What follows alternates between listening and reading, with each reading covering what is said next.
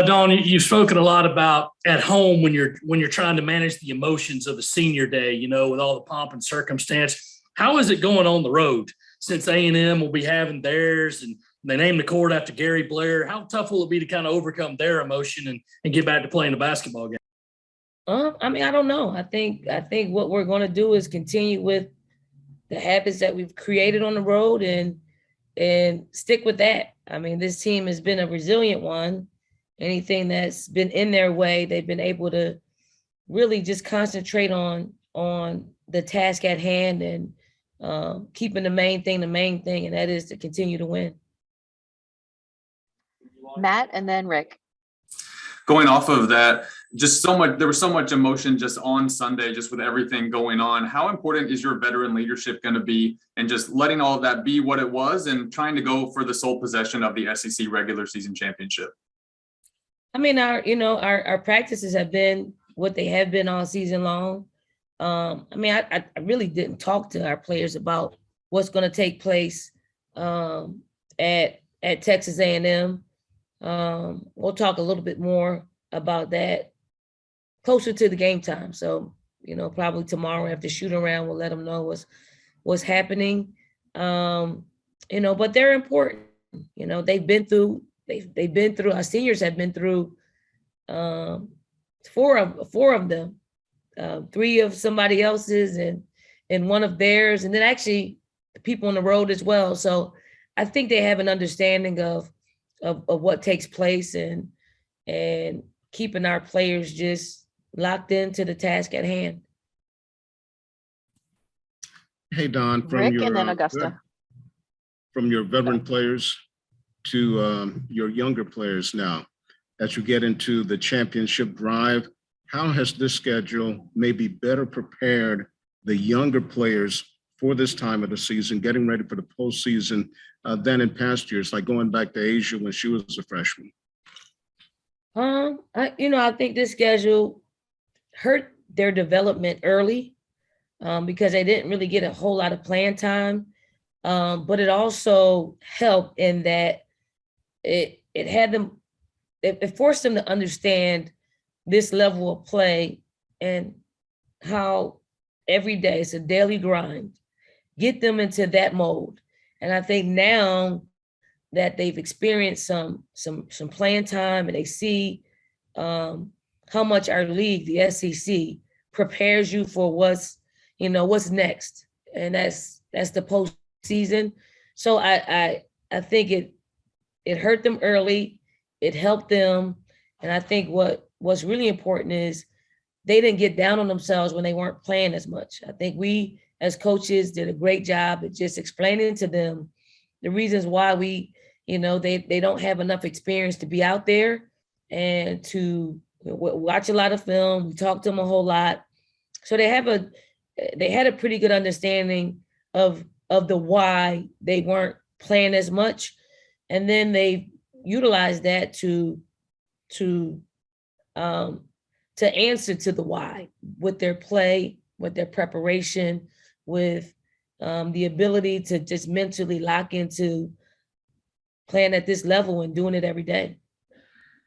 Augusta and then Greg.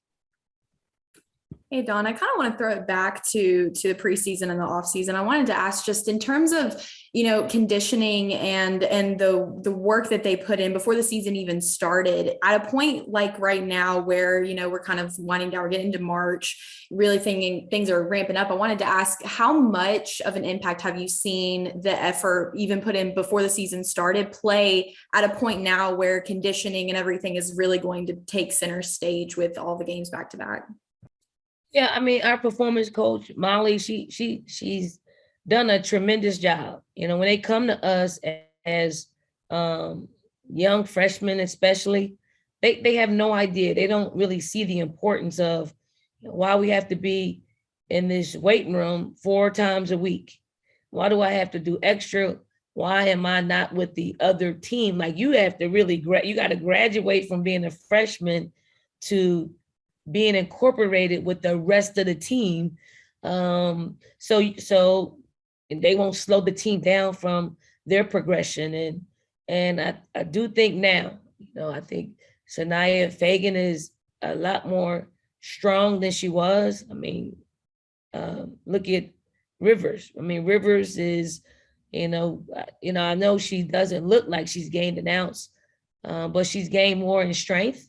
You look at Breezy Hall. I mean, they are now like, if you hear the conversations that they're having with each other regarding wanting to get stronger, wanting to gain a little weight, they're more serious about it. And we hired Molly because we wanted them to not only see the impact it would be on their playing careers, but their overall lifestyles. And we're seeing them take a big step in nutrition and performance and all the things that you need to do to keep your body ready for the rigors of playing in a college basketball season. Greg and then David. Coach, how have you seen Destiny's role progress during her career, and what do you see her doing at the next level? Henderson, right? Anderson, yeah. Henny is a point guard that has progressed. Like, even you can see her progression throughout this year. And I think she's just more ready. Like, she's had this job for 2 years now. She understands the speed, the playing fast to slow, slow to fast, the crossing the court, when to turn it on, when to turn it off as far as scoring, when to facilitate, and when there's a need for her to impose her will to score the basketball. And that comes with time, and that comes with experience, and that comes with being vested and wanting to go to the next level. And I just feel like, the team that gets her is going to get a point guard that is seasoned. She's a really good defender. She's played for our program, so she really understands how to play the game. I think for her it's just going to be just training camp, that the speed at which they implement things are going to be fairly quick. But she's prepared for it. So I'm extremely proud of her and her maturation and playing the point guard position, and just her calm and her being poised out there on the floor. David and then Matt. You mentioned Sanaya Rivers, and obviously she came in with a lot of hype, as all the freshmen did. But how have you seen her develop, and how did all that kind of lead to that last game where she was on the floor for an extended time? Rivers has been one that honestly I've had to change how I coach her. Like, you got to be able to. I'm pretty. I need to see before I'm able to put you out there. And with Rivers, we spend a lot of time talking, just communicating. I got to a point probably maybe 4 or 5 games into our SEC season, our conference play, where I wanted more from her.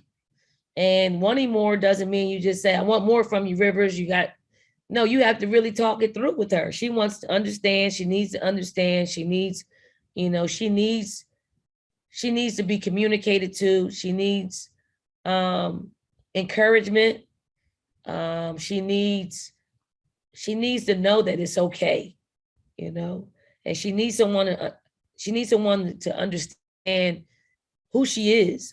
She's incredibly smart, like a smart basketball player. She's skilled. And I took it upon myself to say, honestly, if I don't do something, we're going to lose her. We're going to lose her. So I didn't want to lose her. So you pivot. I think I still coach her the same way. It's just I communicate a lot more with her, and she communicates a lot more with me. And we found a good place where there's a steady improvement each and every time she steps on the floor. And I mean, I like where she is. I like how she's practicing. I think she's taking a more aggressive role in her play and prioritizing basketball. And she's seeing the effect of it. She's seeing the effects of it. Matt, and then Corey. Dawn, Aaliyah tied Sylvia Fowles' longtime record on Sunday. Now she's going to try and break it on Thursday. You've seen a lot of great post players in women's college basketball. Do you feel like Aaliyah is solidifying herself with the all-time greats of this game, post players of the past? I do. I do think when we toss around the word generational, she's a generational player. She's definitely a generational post player with how she's developed. I mean, she didn't just settle for being a back to the basket post player. And I truly believe she chose the right place in order for her to expand her game to where it is. And she put the work ethic behind her development. And there isn't anything that she can't do out there on the basketball court. And we give her the platform to do it. Corey, go ahead. Hey, Dawn, I'm curious, what's it been like as the season has progressed, just being around this team off the court, how just their relationship has sort of evolved with each other outside of the sport of basketball? And is it similar and or different than some teams that you've had in the past? I believe the close knit relationships that they've developed off the floor are pretty synonymous with what we've had previous. And I feel like there is a kind of a mutual respect in that they don't really let us in on a whole lot as far as coaches, what they're doing off the court. I have to hear it through some other people. Like, I'm going to give y'all an example. Somehow somebody told me that they were headed to a club Sunday night. So I text the group, and I was like, if you all headed to the club, just know there's some people in there that's not wearing their masks, and there's some unvaxxed people in there. So, I think you need to understand some of the decisions that you're going to make. So just so you know that. And then, they all send a little thumbs up. The thumbs up, that, I don't like that. I don't like that little shorthand response and all that. But so on Monday or Tuesday, because we had Monday off, I'm like, how was the club? And then they start laughing. They were like, how did you know?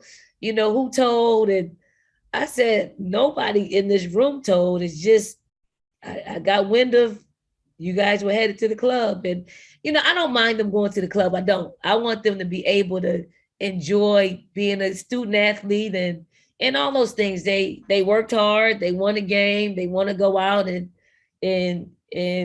I don't even think they were going there to dance. I think it was more about the food, because I heard so they were going to eat there. So, I mean, it's like that. Like they weren't going to tell me they were headed to the club, but since I got the information, I shared it with them, and we just have a really good laugh. So they're really a tight knit group that really balances what you want in in your players, having fun, working hard, winning basketball games, and keeping all those things in perspective. So I think they're much like the teams that we've had, but they win at a much better rate than some of those other teams.